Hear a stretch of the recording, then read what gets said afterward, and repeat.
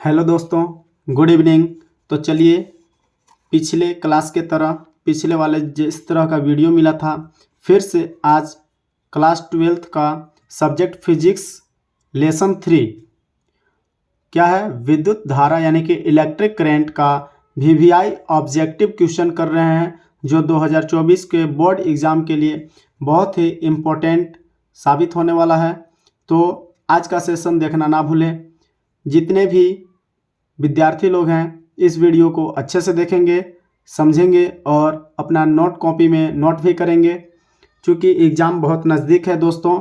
और अब आपको केवल और केवल रिवीजन का टाइम बच चुका है, केवल रिवीजन ही करना आपको रहा गया है। तो अभी से केवल मात्र और मात्र आपके पास 60 दिन का टाइम है। कितने दिन का दोस्तों? 60 दिन का टाइम है, 60 डेज।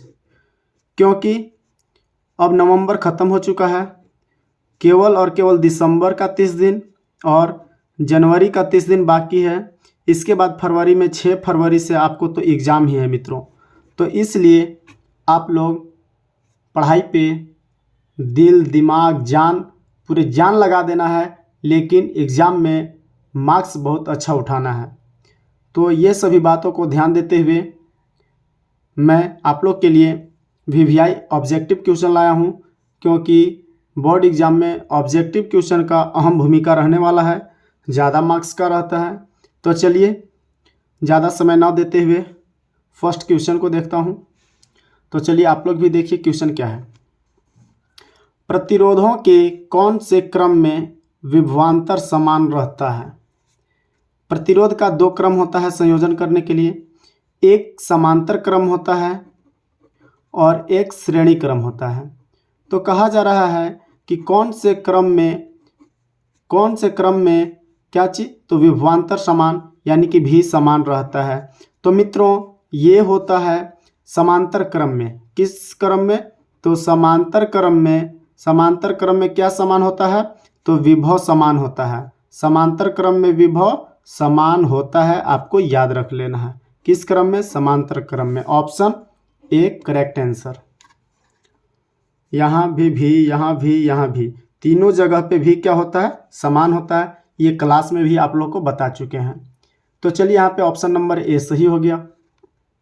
और साथ साथ ये सेशन आप लोग को बहुत अच्छा होने वाला है, आपको बहुत अच्छा लगेगा। तो थैंक यू सर लिखिएगा, साथ साथ अपने दोस्तों में शेयर भी कीजिएगा, क्योंकि आपको शेयर करने में क्या अंगूठा दुखाने वाला है? अंगूठा नहीं दुखेगा भाई, उंगली भी नहीं दुखने वाला है। तो आप शेयर कर दीजिए और लाइक और सब्सक्राइब जरूर करें। तो चलिए आगे दूसरा क्वेश्चन में चलते हैं। सेकंड क्या है क्वेश्चन? कार्बन प्रतिरोध का रंग कोड में पीला रंग का मान होता है, यानी कि कार्बन प्रतिरोध रंग कोड जो है उसमें पीला रंग का मान कितना होता है? तो चलिए इसके लिए आपको एक बात बताते हैं, याद कैसे रहेगा। तो 8-10 रंग का कोड याद रखना बहुत बड़ी बात नहीं है, लेकिन किसका कितना होता है आप याद करने के बाद भी एग्ज़ाम के टाइम में आप भूल सकते हैं। तो देखिएगा, इसके लिए एक बात आपको हम याद करवा दे रहे हैं। देखिएगा दोस्तों, B Roy, Great Britain, very good wife, ये एक ट्रिक है। इस ट्रिक के माध्यम से आप इस तरह का क्वेश्चन को तो छोड़ ही नहीं सकते, क्योंकि आपको एक एक करके याद रखना मुश्किल है। आप रट के भूल जाइएगा, इसका इतना होता है, इसका इतना होता है, लेकिन आप क्या करिएगा, भूल जाइएगा और एग्जाम में गलती करके आ जाइएगा। क्योंकि 1 2 3 4 कोई में से न कोई में आप इतना आसान देखते हुए लगा कर ही आइएगा कि गिनती है भाई, हम लगा नहीं रहे हैं, लगा ही दीजिएगा। तो चलिए इसको याद रख लीजिए, B Roy, Great Britain, very good wife. यहाँ पे बी 0 से शुरुआत कीजिए, 1 2 3 4 5 6 7 8 9। अब देखिए किसका पूछा जा रहा है, तो पूछा जा रहा है पीला का। किसका? पीला, येलो। तो वाई कहाँ पे है? तो देखिएगा वाई यानी कि कितना? 4। तो आंसर क्या हो जाएगा? 4। Option number D is correct answer. इसके बाद चलिए तीसरा क्वेश्चन क्या है, तीसरा क्वेश्चन की तरफ चलते हैं। तो देखेंगे दोस्तों क्वेश्चन नंबर 3, टी समय तक धारा I के प्रवाह के कारण R प्रतिरोध के चालक में उत्पन्न ऊष्मा होती है।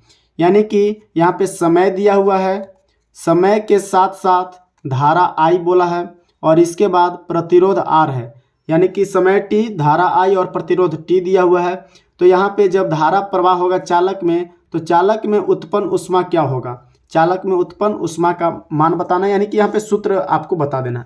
तो याद है तो डायरेक्टली सूत्र लगा दीजिए, वरना आप सूत्र यहाँ पे निकाल सकते हैं। तो चलिए आपको दिखा रहे हैं।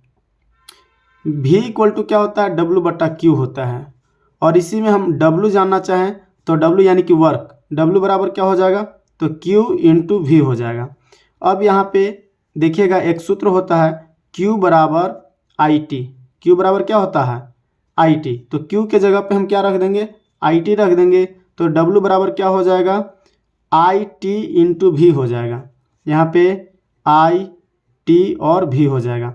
अब इसके बाद देखिएगा ओम के नियम से, ओम के नियम से, तो ओम के नियम क्या होता है, V इक्वल टू IR होता है, V इक्वल टू IR। तो यहाँ पे V के जगह पे हम क्या रख देंगे, IR रख देंगे। तो W बराबर IT इंटू IR। तो अब क्या हो जाएगा, W बराबर I स्क्वायर T और R, यानी कि I स्क्वायर RT क्या हो जाएगा भाई, I स्क्वायर RT। अब ये जो यहाँ पे W है यानी कि वर्क है, वर्क करने से ऊष्मा उत्पन्न हो रहा है, यानी कि इसी को हम H भी लिख सकते हैं। तो ये H बराबर क्या हो जाएगा, तो H बराबर I स्क्वायर RT हो जाएगा। तो देखिए I स्क्वायर RT कहाँ पे है, तो ऑप्शन नंबर B। कौन सा ऑप्शन हो जाएगा, option number B is the correct answer. इसके बाद देखेंगे क्वेश्चन नंबर 4 क्या है, देखिए कार्बन प्रतिरोध के हरे रंग का कलर कोड का मान कितना होता है। अभी तुरंत ही आपको एक कोड बताया दोस्तों, कोड क्या है, BB रॉय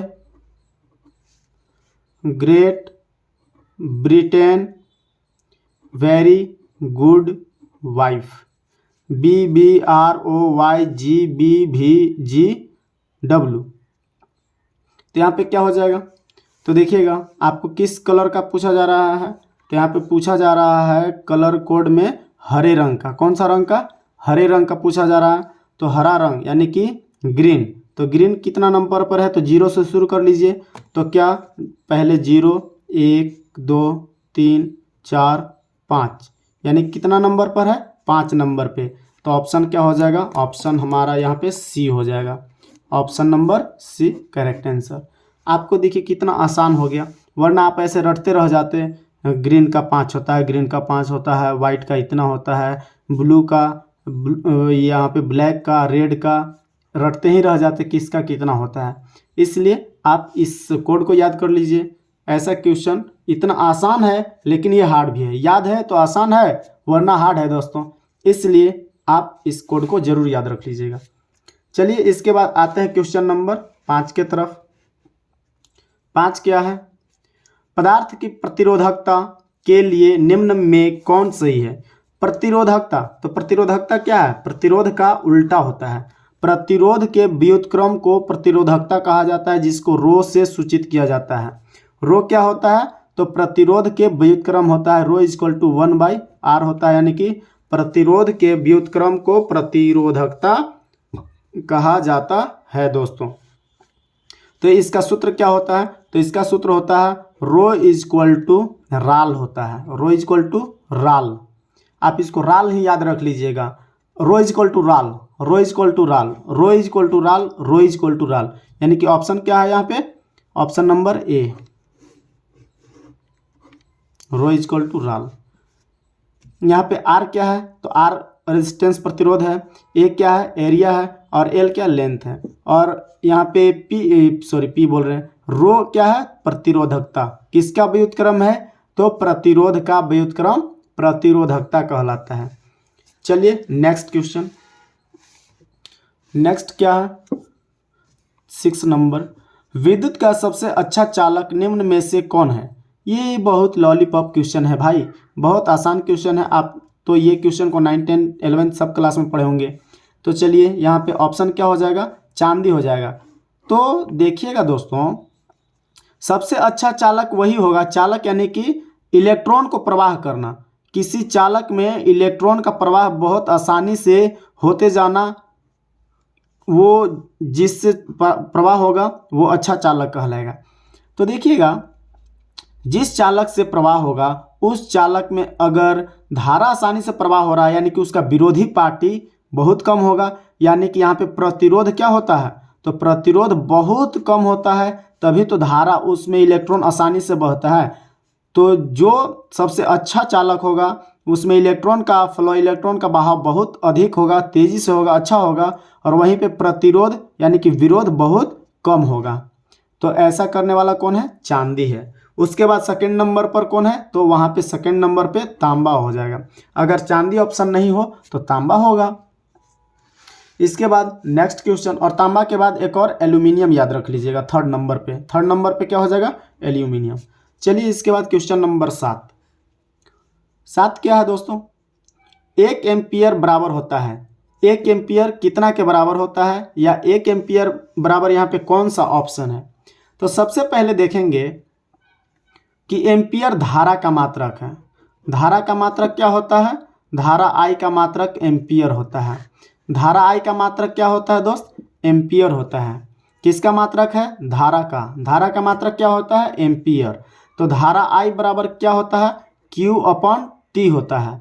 धारा आई बराबर Q अपॉन टी, यानी कि एकांक समय में आवेश प्रवाह की दर को, एकांक समय में आवेश प्रवाह की दर को क्या कहा जाता है, या एकांक समय में इलेक्ट्रॉन प्रवाह की दर को धारा कहा जाता है।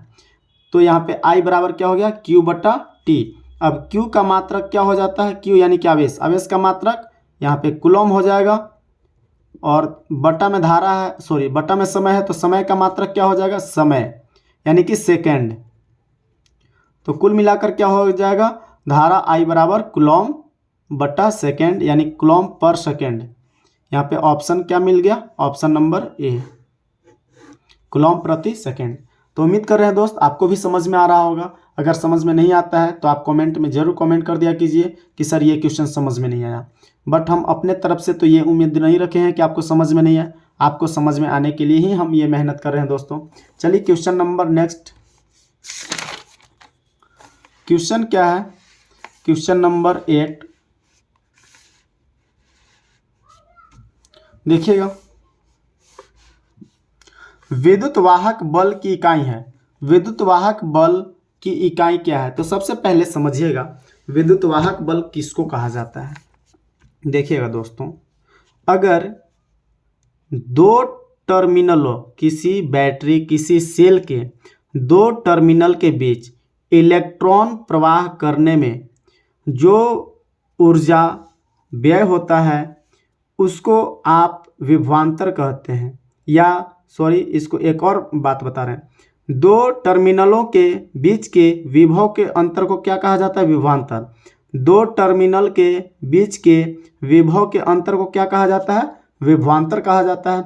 और साथ साथ देखिएगा यहाँ पे एक और बात, सेल को लेकर पूरे परिपथ में, सेल के साथ पूरे परिपथ में एक इलेक्ट्रॉन को ले जाने में किया गया कार्य को यहाँ पे विद्युत वाहक बल ही समझा जाता है।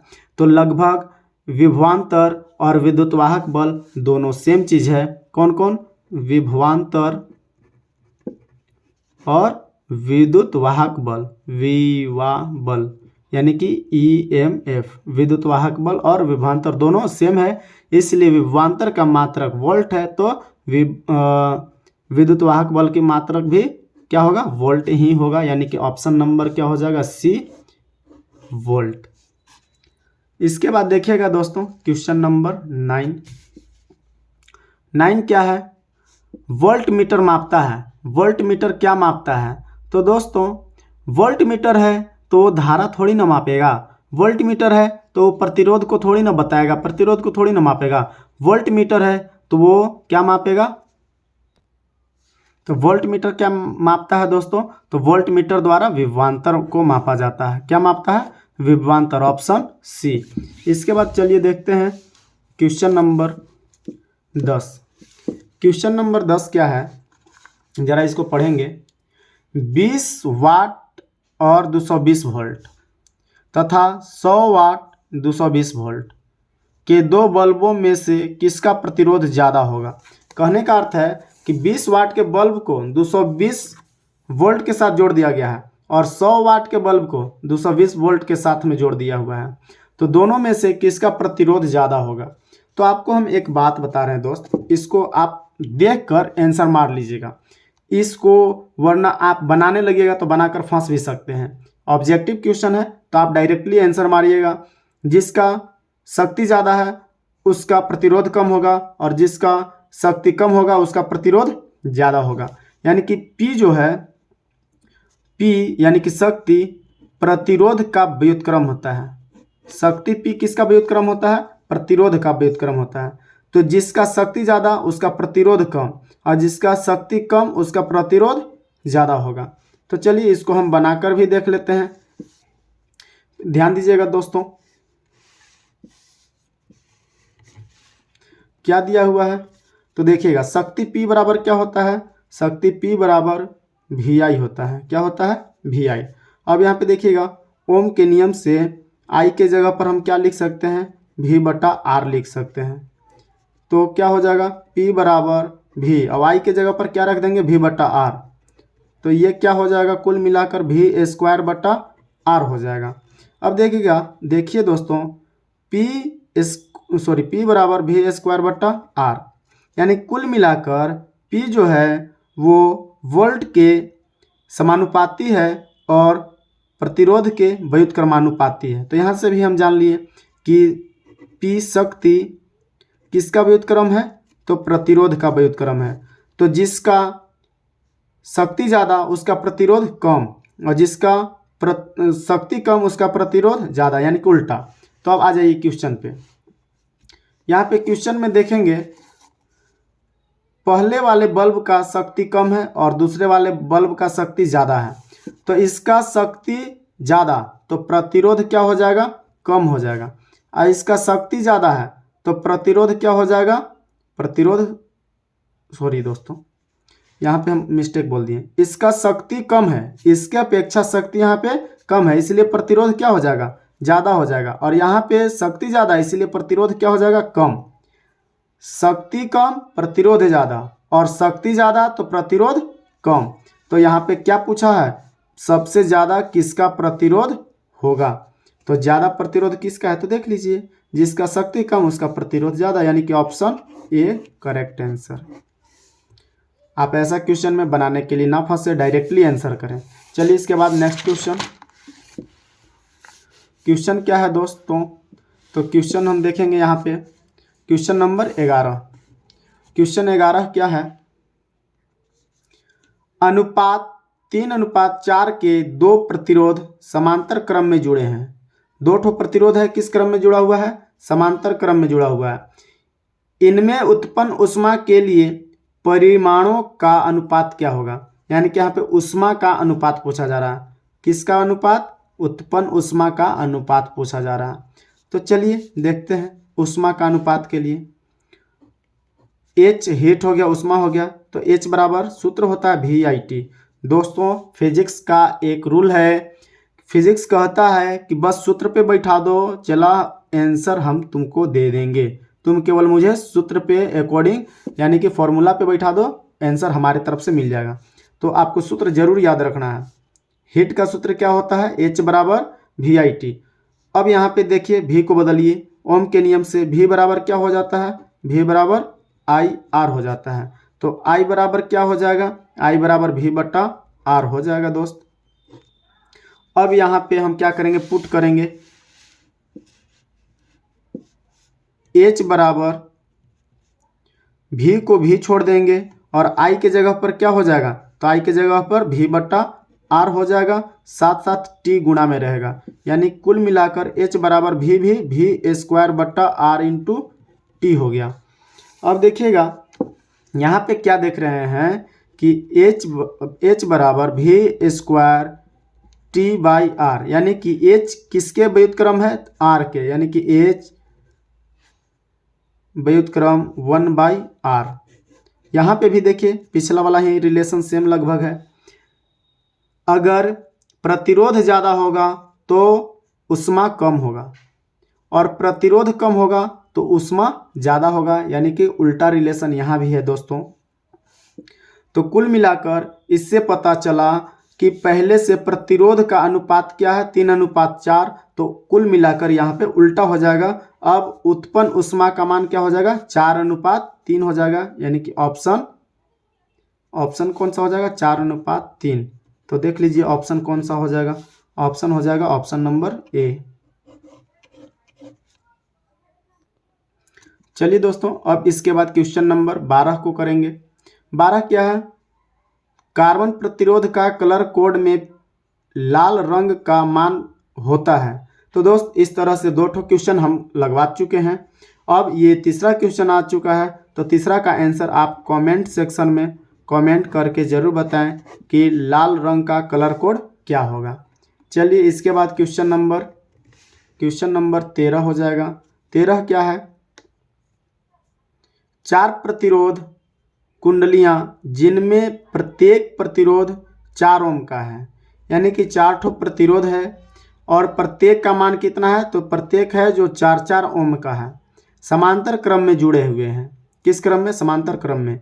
तो कुल प्रतिरोध कितना होगा? ऑप्शन दिया हुआ है। तो चलिए समांतर क्रम में जुड़े हुए हैं, तो समांतर का सूत्र क्या होता है भाई? तो सबसे पहले हम देख लेंगे R1 कितना हो जाएगा? 4। उस तरह से R2 भी 4, R3 भी 4 और R4 भी 4 हो जाएगा। सब 4-4 ओम का है और किस क्रम में जुड़े हुए हैं? समांतर क्रम में। तो समांतर का क्या होता है? 1/RS = 1/R1 + 1/R2 + 1/R3 + 1/R4। अब चारों को जोड़ दीजिए। 1/4 + 1/4 + 1/4 + 1/4, एलसीएम 4 हो जाएगा। तो 4 से 4 1, तो ऊपर भी 1, इसका भी 1, इसका भी 1 और इसका भी 1, 1 1 1 1, यानी कि 4 क्या हो जाएगा? तो जोड़ेंगे तो 4/4 हो जाएगा और ये कटेगा तो कुल मिलाकर 1 हो जाएगा। तो 1/RS बराबर 1 का व्युत्क्रम भी क्या हो जाएगा? तो यहाँ पे 1 का व्युत्क्रम भी 1 ही होगा, यानी कि कुल प्रतिरोध कितना हो जाएगा?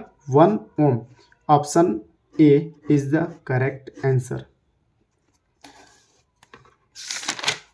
इसके बाद आ जाते हैं हम क्वेश्चन नंबर 14। क्वेश्चन नंबर 14 क्या है दोस्त? देखिएगा, एमीटर का प्रतिरोध होता है। एमीटर का प्रतिरोध होता है, यानी कि पूछा जा रहा है कम होता है, ज़्यादा होता है, बहुत कम होता है या बहुत ज़्यादा होता है। तो समझिएगा इस बात को। एमीटर का काम है धारा मापना। एमीटर का काम क्या है दोस्तों? धारा को मापना। अगर धारा मापने का काम इसका है तो धारा मापेगा, और धारा मापने वाले अगर प्रतिरोध उसमें ज़्यादा होगा तो खुद ही धारा को अपने में ले लेगा, तो वो धारा का मान अच्छा नहीं बता पाएगा कि उसमें धारा कितना प्रवाह हो रहा है। तो इसलिए एमीटर का प्रतिरोध बहुत कम होता है। एमीटर का प्रतिरोध कम नहीं होता है, बहुत कम होता है। लेकिन बच्चे लोग क्या करते हैं? कम देखते हैं, ऑप्शन कम लगा कर आ जाते हैं, जो कि गलती हो जाता है। तो सभी ऑप्शन को देखना है। एमीटर का प्रतिरोध क्या होता है? बहुत कम होता है, ऑप्शन सी। इसके बाद नेक्स्ट क्वेश्चन सेम इसी तरह का आ गया। आदर्श एमीटर का प्रतिरोध होता है। आदर्श एमीटर का प्रतिरोध कितना होता है? तो देखिए, आदर्श यानी कि वो एक भी प्रतिरोध वाला नहीं हो, उसमें प्रतिरोध है ही नहीं, यानी कि प्रतिरोध क्या है? शून्य है। ऑप्शन ए, प्रतिरोध क्या होना चाहिए? शून्य होना चाहिए। तो वैसे एमीटर को हम आदर्श एमीटर कहते हैं। इसके बाद क्वेश्चन 16 देखिएगा। 16 क्वेश्चन ये न्यूमेरिकल क्वेश्चन है। एक चालक में 3.2 एम्पियर की धारा प्रवाहित तो हो रही है। कोई एक चालक तार है जिसमें धारा प्रवाह कितना हो रहा है? 3.2 एम्पियर का धारा प्रवाह हो रहा है। अच्छा, ठीक है। इसके बाद इस चालक के किसी अनुप्रस्थ काट के आर पार प्रति सेकंड कितने इलेक्ट्रॉन प्रवाहित हो रहे होंगे। इस पार से इस पार तक प्रति सेकंड यानी कि 1 सेकंड में कितना इलेक्ट्रॉन आर पार हो रहा होगा। तो सबसे पहले हम क्या लिखेंगे दोस्त, जो दिया है। तो क्या दिया हुआ है, I बराबर 3.2 एम्पियर दिया हुआ है। इसके बाद कितना समय दिया हुआ है, तो समय दिया हुआ है प्रति सेकंड यानी कि 1 सेकंड दिया हुआ समय। और क्या चीज़, तो एक इलेक्ट्रॉन का मान क्या होता है, तो 1.6 इंटू 10⁻⁻19 कूलम होता है। इसके बाद आपको इलेक्ट्रॉन का संख्या बताना है, कितना इलेक्ट्रॉन प्रवाह होगा, यानी कि n बराबर वाट बताना है, n का मान कितना होगा। तो चलिए यहाँ पे क्वांटीकरण सिद्धांत से हम चलते हैं, I बराबर Q/T। अब यहाँ पे देखिएगा I बराबर Q के जगह पे क्या हम लिख देंगे, तो Q के बराबर होता है Ne, यानी कि इलेक्ट्रॉन का नंबर, कितना इलेक्ट्रॉन होगा, बट्टा में क्या है T। चलिए अब इसको आगे सॉल्व करते हैं।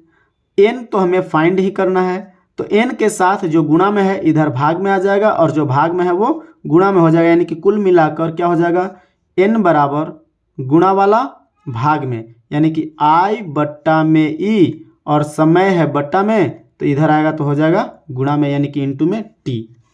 तो चलिए यहाँ पे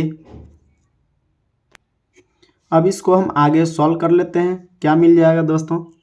तो n इक्वल टू I का मान कितना है, तो I का मान है 3.2।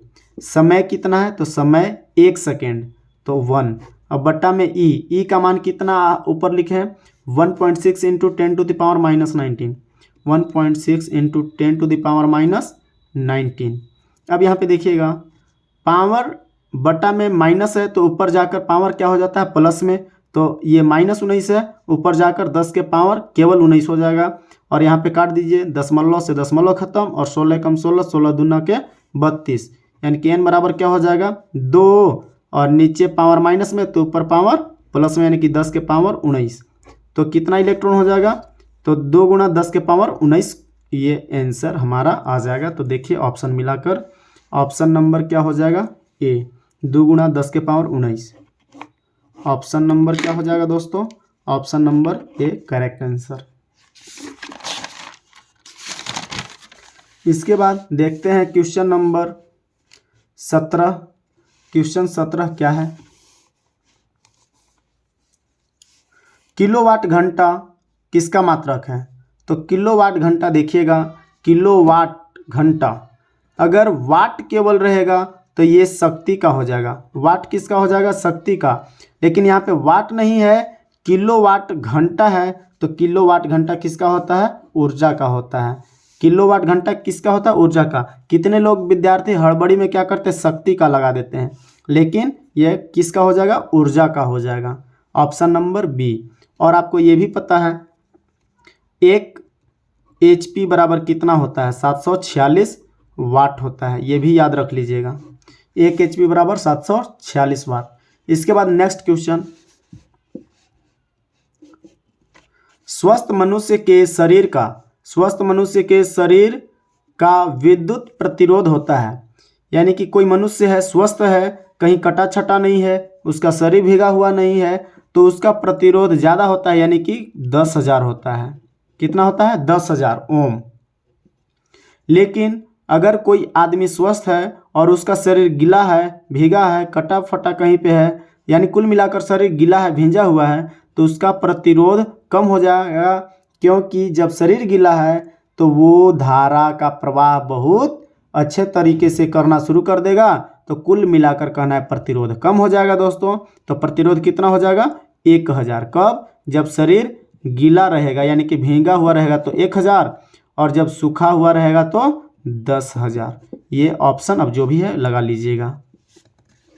इसके बाद नेक्स्ट क्वेश्चन क्या है, 10 एम्पियर की धारा एक तार से 10 सेकेंड तक प्रवाहित होती है, यानी कि यहाँ पे क्या दिया हुआ है, 10 एम्पियर, यानी कि I का मान दिया हुआ है, I बराबर कितना दिया हुआ है, 10 एम्पियर।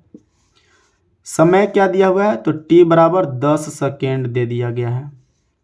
अब आगे देखते हैं, यदि तार का विभवांतर 15 वोल्ट हो, यानी कि V का मान कितना है, 15 वोल्ट, इसके बाद और क्या है, तो किया गया कार्य, ओ माय गॉड कितना आसान क्वेश्चन है।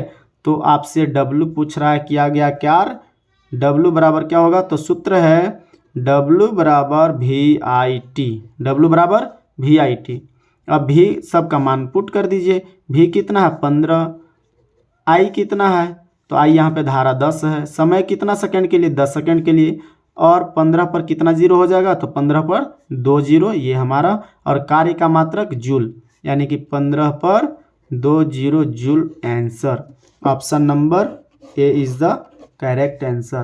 तो दोस्तों फिजिक्स में अगर सूत्र आपको याद रहेगा ना, तो आप आराम से नंबर काफ़ी ले आइएगा, और अगर आपको फॉर्मूला ही याद नहीं रहेगा तो आपसे नंबर नहीं आने वाला है। इसलिए आप अभी से रिवीजन में लग जाइए दोस्तों। अगर रिवीजन होगा तो भी नंबर आ पाएगा, और नहीं तो रिवीजन नहीं होगा तो आपसे नंबर नहीं आ पाएगा। तो अभी भी दोस्त 60 डेज का समय है, इतना दिन में आप सभी सब्जेक्ट का रिवीजन कर लीजिए। चलिए अब क्वेश्चन नंबर नेक्स्ट क्वेश्चन क्या है देखेंगे हम। क्वेश्चन नंबर 20, 5 ओम प्रतिरोध के एक तार से, यानी कि एक तार है जिसका प्रतिरोध कितना हो गया, तो इसका प्रतिरोध हो गया 5 ओम, तार से जिसका विभवांतर 7 वोल्ट है। यहाँ पे भी का मान कितना दिया हुआ है 7, और आर का मान दिया हुआ है 5। 20 मिनट तक, यानी कि टी कितना दिया हुआ है 20 मिनट। अब इसको सेकेंड में करेंगे तो 60 से गुणा कर देंगे तो कितना हो जाएगा, 6 दूनी की 12, यानी कि 1200 सेकेंड हो जाएगा।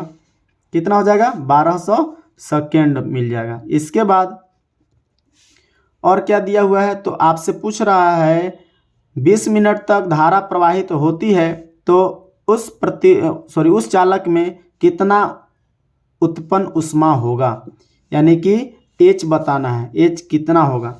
तो देखिए दोस्तों यहाँ पे जो दिया हुआ है सबसे पहले वो चीज़ लिख लिए। अब आपसे क्या पूछा जा रहा है H, तो H बराबर सूत्र होता है, आपको H निकालना है। H बराबर सूत्र क्या होता है, VIT होता है। तो V का मान क्या है, तो यहाँ पे V का मान 7 दिया हुआ है। इसके बाद एक चीज़ और देख लीजिएगा कि VIT, यहाँ पे I हमें नहीं पता है दोस्त, I पता नहीं है तो अभी हम मान नहीं रखेंगे, क्योंकि ऊष्मा भी नहीं पता है, I भी नहीं पता है, तो दो चीज़ें एक बार में नहीं आ सकता है। तो क्या करते हैं यहाँ से कि ओम के नियम ले आते हैं। ओम के नियम से, ओम के नियम में क्या होता है भाई, तो I बराबर V बट्टा R होता है, I बराबर V बट्टा R। अब I के जगह पर V बट्टा R हम करेंगे तो H बराबर V, और ये भी V स्क्वायर हो जाएगा, बट्टा में R हो जाएगा, और इंटू में T हो जाएगा। अब यहाँ पे देखिए H बराबर क्या हो गया, V स्क्वायर बट्टा में R और इंटू T हो गया। अब यहाँ पे हम मान पुट कर लेंगे, तो मान पुट करिए, V कितना है, तो V 7 है, स्क्वायर है तो 7 गुणा 7 लिख देंगे। T का मान कितना है 1200, T का मान कितना हो जाएगा 1200, बट्टा में R कितना दिया हुआ है, तो R 5 ओम दिया हुआ है। ये क्या चीज़ में आएगा दोस्त, तो ये जूल में आएगा। अब हमें क्या चीज़ में चाहिए, तो हमें कैलोरी में चाहिए। तो आप जानते हैं कि एक कैलोरी बराबर कितना जूल होता है, तो एक कैलोरी बराबर 4.2 जूल। तो एक जूल में कितना कैलोरी हो जाएगा, तो उल्टा हो जाएगा, तो एक जूल में 1.42 कैलोरी हो जाएगा।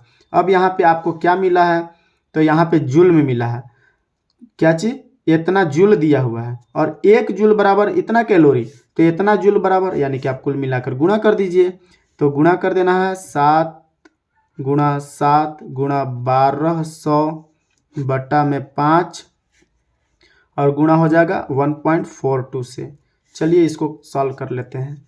5 से काटिए, तो 5 से काटेंगे तो क्या हो जाएगा, सबसे पहले इसको हम दशमलव हटा देते हैं और यहाँ पे एक जीरो लगा देते हैं। 5 से काटेंगे तो 5 दूनी की 10 और 2 बच जाएगा तो हो जाएगा 20, 5 चौका 20 और 2 ठो जीरो। अब देखिए 7 से 7 कम 7 और 7 छक 42, 6 से काटिए तो 6 चौका 2400, यानी कि कितना बार में हो जाएगा 400 बार में, और 400 गुणा 7 यानी कि 7 गुणा 400, तो कितना हो जाएगा 7 चौक 2800 calorie is the correct answer, option number D. इसके बाद देखेंगे क्वेश्चन नंबर 21। 21 क्या है? इलेक्ट्रॉन वोल्ट द्वारा मापा जाता है। इलेक्ट्रॉन वोल्ट द्वारा क्या मापा जाता है? तो इलेक्ट्रॉन वोल्ट द्वारा ऊर्जा मापा जाता है। क्या मापा जाता है? ऊर्जा मापा जाता है, ऑप्शन बी। इसके बाद क्वेश्चन नंबर 22। 22 क्या है? विद्युत वाहक बल की विमा है। विद्युत वाहक बल की विमा क्या है? तो आपको यहाँ पे याद है तो आप डायरेक्टली आंसर लगाइए, वरना विद्युत वाहक बल E बराबर क्या होता है? तो W/Q होता है। क्या होता है? W/Q। और W का विमा क्या होता है, यानी कि कार्य का विमा mL/T⁻², और आवेश Q का विमा क्या होता है? AT होता है। अब देखिएगा ए यहाँ पे नीचे भाग में है, ऊपर जाएगा तो पावर कुछ नहीं तेक रहता है, वो पावर सब क्या चीज में हो जाएगा? माइनस में। तो mL2 और जो T यहाँ पे एक है वो भी ऊपर जाएगा तो माइनस हो जाएगा, यानी कि इन्वर्स हो जाएगा।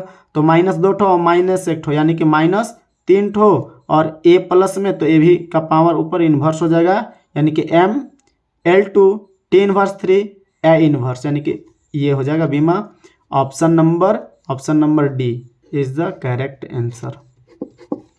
इसके बाद देखेंगे नेक्स्ट क्वेश्चन नंबर 23। 23 क्या है दोस्त? क्वेश्चन नंबर 23, 60 वाट यानी कि शक्ति मिल गया। P बराबर कितना दिया हुआ है? तो P बराबर आपको है 60 वाट दिया हुआ। इसके बाद तथा 40 वाट यानी कि 2 ठो यहाँ पे बल्ब दिया हुआ है, 60 वाट और 40 वाट के 2 बल्ब यदि श्रेणी क्रम में जुड़े हो तो उसका कुल शक्ति क्या होगा? आपसे शक्ति पूछा जा रहा है, कुल शक्ति। तो आप यहाँ पे P1 P2 करिएगा। P1 60 है, P2 कितना है? तो 40 वाट है। आप P से इसके बाद R निकालिएगा, तो ये बहुत कुल मिलाकर लंबा प्रोसेस चल जाएगा। तो आपको देखिए एक शॉर्टकट बातें भी याद रखना चाहिए। हम जानते हैं कि P क्या होता है भाई? तो P जो है वो R यानी कि धारा के व्युत्क्रमानुपाती होता है मित्रों। ये बात याद रख लीजिए, आपसे क्वेश्चन आसानी से बन जाएगा। यानी कि शक्ति किसका व्युत्क्रम है? तो प्रतिरोध का व्युत्क्रम है। यानी कि यहाँ पे क्या कर लेंगे, आपको शक्ति दिया हुआ है तो हम उसको व्युत्क्रम कर देंगे तो वो क्या बन जाएगा? उल्टा कर देंगे तो वो प्रतिरोध बन जाएगा। यानी कि यहाँ पे R बराबर अब क्या होता है भाई? कुल मिलाकर श्रेणी क्रम में दिया हुआ है तो श्रेणी क्रम में RS बराबर R1 प्लस R2 होता है। लेकिन यहाँ पे क्या है? शक्ति दिया हुआ है। अगर प्रतिरोध दिया हुआ रहता तो डायरेक्ट हम श्रेणी क्रम के सूत्र RS बराबर R1 plus R2 plus R3 इस सूत्र पे बना लेते हैं। लेकिन क्या दिया हुआ है? शक्ति दिया हुआ है, बल्ब का शक्ति। तो शक्ति दिया है तो उसको हम क्या करेंगे? शक्ति प्रतिरोध का व्युत्क्रमानुपाती होता है तो उल्टा कर देंगे। जो भी शक्ति दिया हुआ है उसका उल्टा कर देंगे तो क्या हो जाएगा? 1/PS बराबर 1/P1 प्लस 1/P2। अब इसी को सॉल्व करेंगे तो P1 कितना है? 60 है, और P2 कितना है? 40 है। अब इसको हम भिन्न के जोड़ करेंगे तो कितना हो जाएगा? 6 चौका 24 हो जाएगा ये। और ऊपर में क्या हो जाएगा? 60 से कितना बार में? तो 60 से हो जाएगा 4 बार में। एलसीएम तो यही होगा ना दोस्तों, 6 चौका 4 बार में, और 40 से कितना बार में? 6 बार में। यानी कि यहाँ पे कितना आ जाएगा? तो यहाँ पे आ जाएगा ऊपर में 10 हो जाएगा, नीचे में 240 हो जाएगा। और आगे ले चलेंगे इसको तो कट जाएगा तो 1/24 हो जाएगा। ये किसके बराबर आ गया? तो 1/PS के बराबर आ गया। किसके बराबर आ गया? तो 1/PS। अब देखिए 1 बराबर 1 तो PS बराबर कितना हो जाएगा? PS बराबर 24 वाट। कितना हो जाएगा? 24 वाट हो जाएगा। कुल शक्ति 24 वाट। ऑप्शन नंबर क्या हो जाएगा? Option number D correct answer. इसके बाद चलेंगे नेक्स्ट क्वेश्चन। क्वेश्चन क्या है?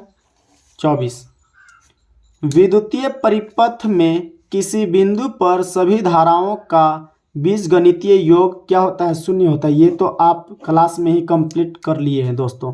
आपको क्लास में ही कंप्लीट करवा दिया जा चुका है कि विद्युतीय परिपथ में किसी बिंदु पर सभी धाराओं का बीजगणितीय योग क्या होता है, शून्य होता है, ऑप्शन ए।